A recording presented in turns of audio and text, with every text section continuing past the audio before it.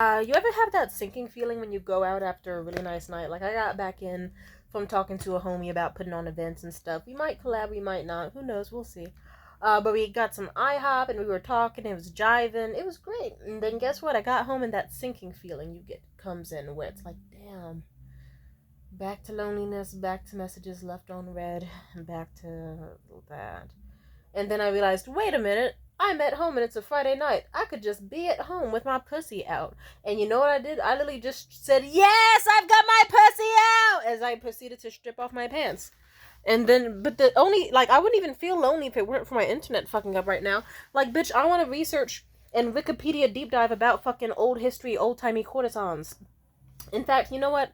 One of my lovely commenters who I love so much, bless your soul, we love you, said that they want to see me talk about stuff that is my personal life. They said it a lot nicer than that, but it's like, I'm trying, but my... I was going to point out the names of all my favorite courtesans, but I guess we could just wild dog this shit. I'll put it this way. So, I love the courtesan Cora Pearl. She is amazing because she is a messy ass bitch. And I love what I learned about her life. I also love people during like the French era of time, like Marie Antoinette era. There's one bad bitch.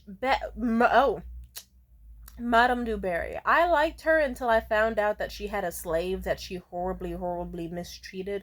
And that's kind of like the fucked up thing, is that sometimes you could be reading a story about like white aristocracy back in the day, and you'll be like, oh my god, this poor girl like was sexually abused from a young age and pimped out and lived on the streets, but then got thrust into a life of luxury where everyone hated her and she had to buy friends in order to be accepted into society. And oh my god, oh my god. And you kind of like, some stuff is funny, some stuff is sad, some stuff is romantic, some stuff is terrible.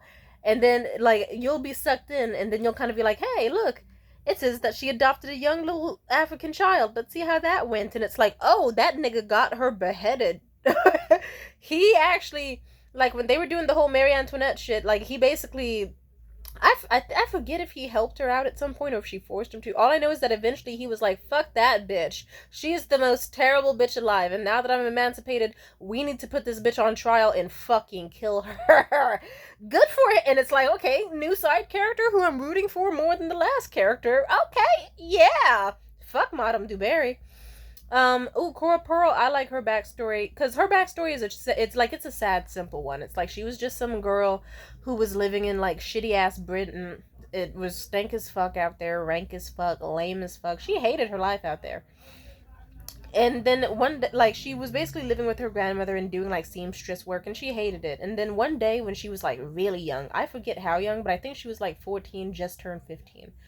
And some older guy on the street who looked like he had money, he was like, hey, sweetheart, hey, you said you just turned 15. How about I take you out for some nice cake? And, like, you know, you like cake, don't you? And if I recall correctly, it was the era of time in Britain where it's like sugar was super fucking rare. So a nigga coming up and saying, do you want some cake? Like, I can't think of a modern day version of that, but it's like, that's like, yeah, it's like, simply put, it's like that's telling someone who's had nothing but meat and bread and like sadness and piss and urine and death around every corner, being told that they can have a sweet little treat that actually makes them taste good and isn't just shitty little shit tea that tastes like shit from a butt. So she went to this guy with the bar, and was there cake? I think the cake was a lie. Let's just say she got alcohol. Let's just say she got too drunk because she was very young and he knew that she would get drunk. And let's just say he dragged her to his place and raped her, and it was terrible. And when she woke up, like, she didn't feel anything. She just was kind of like, she didn't inherently, like, she didn't feel sad. She wouldn't even say it was anger. It was just really strong disgust for the man who just took advantage of her. Nothing but disgust. Just like, ew. And then this asshole was like, well, hey, thanks for that. Maybe I'll hit you up, but here's some fucking money. And then just kind of like, as she's still sore and bleeding and stuff, just like slaps down what I guess was a considerable amount of money for the time. I don't know conversion rates, but let's say, I don't know, let's say you gave a 15-year-old girl like $300 or some shit. She was like, okay, I can't go back home to my grandmother because I'm low-key traumatized and my life has forever been changed. Also, she probably would be annoyed because I went out all night and got raped. So can't go back to her because I would bring shame to her, and I don't even like her. And then she just kind of says, fuck it. She takes, this is how I think it goes.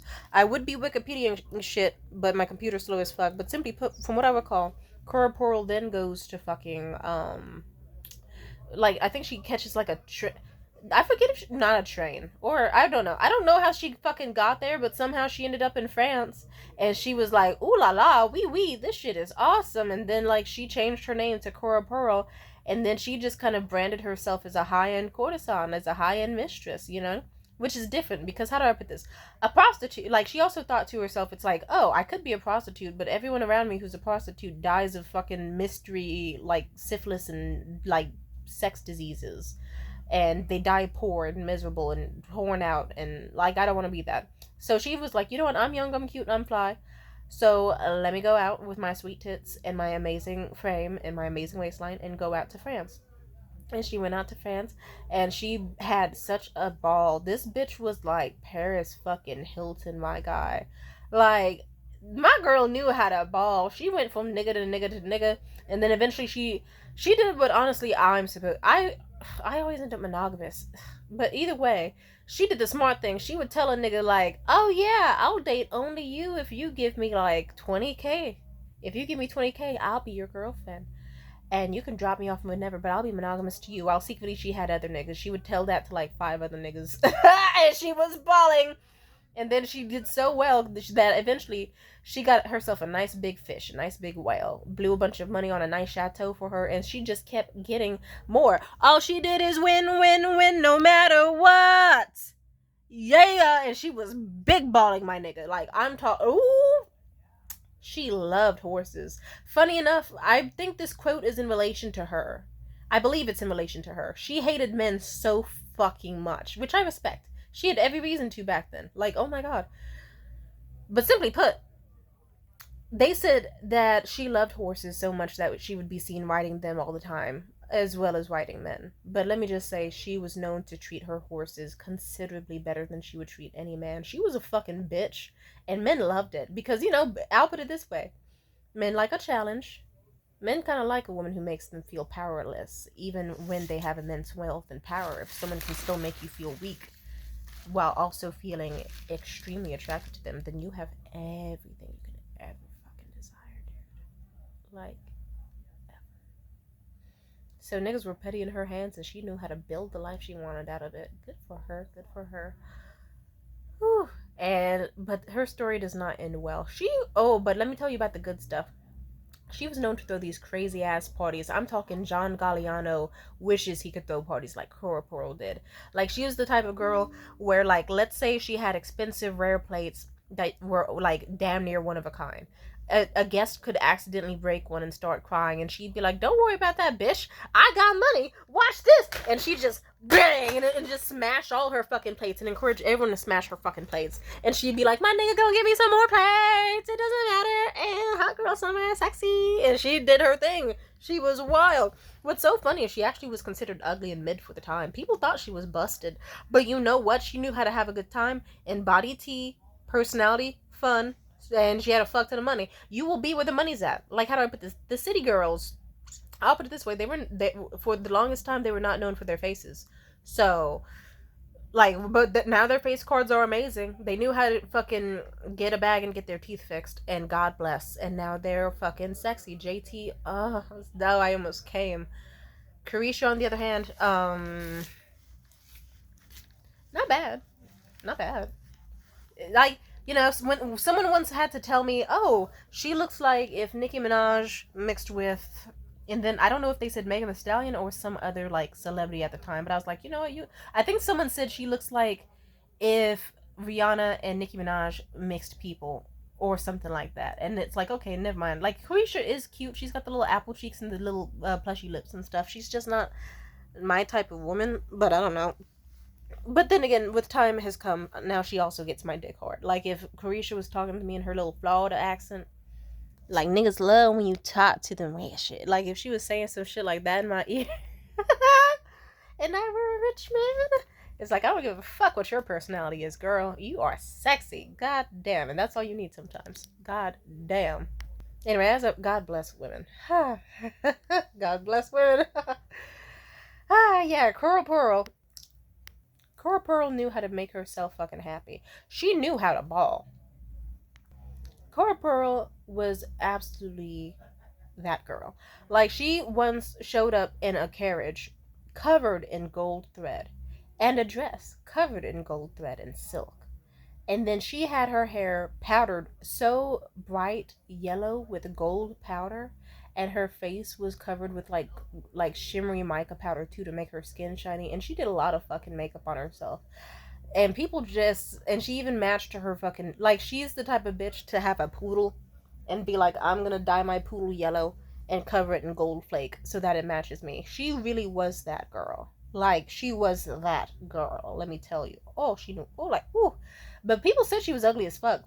They said from a distance she would look like this radiant, beautiful, gorgeous pearl covered in gold flake, and then up close you'd be like, this bitch has too much makeup on. She's sweaty. Ooh, like, you know. One of the something she did at one of her elaborate parties that is rumored to be true is that she said that there was a divine course waiting. Like, her waiters were like, we have a divine course waiting for you under this massive platter that all of you will love a taste of.